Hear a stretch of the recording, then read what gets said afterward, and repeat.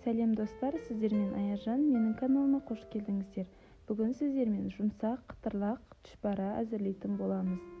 Алдымен жылы сүтімізді, тұзымызды салып, жақсылап араластырамыз. Еріген сары майымызды саламыз. 2 жұмыртқа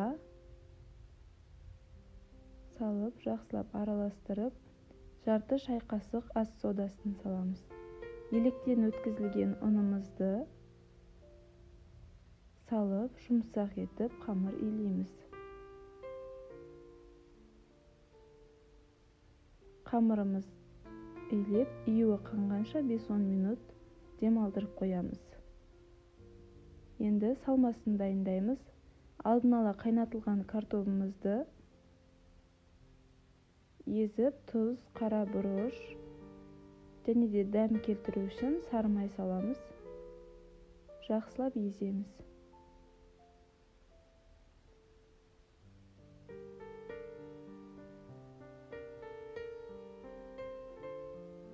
Дайын болғаннан кейін демалған қамырымызды 2 бөлікке бөліп, суалай етіп аламыз. Қамырымызды жұқа етіп жаямыз.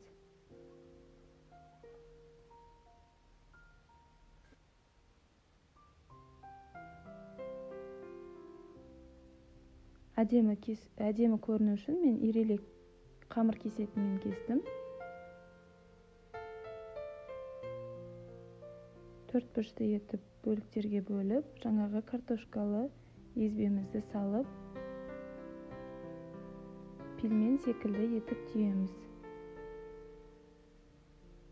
Бұны қонақ келген кезінде самсаның қасына қойғанға өте әдемі болады.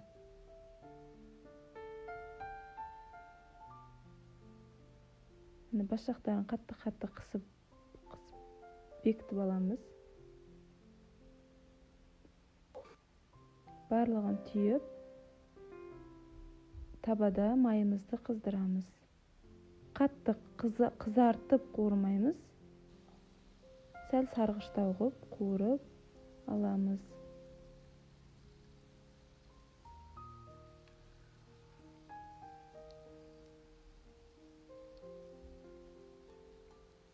Барлығын осылай қуырып алып, дастарханға қойсақ болады. Міндетті түрде жасап көріңіздер. Ас болсын баршаңызға.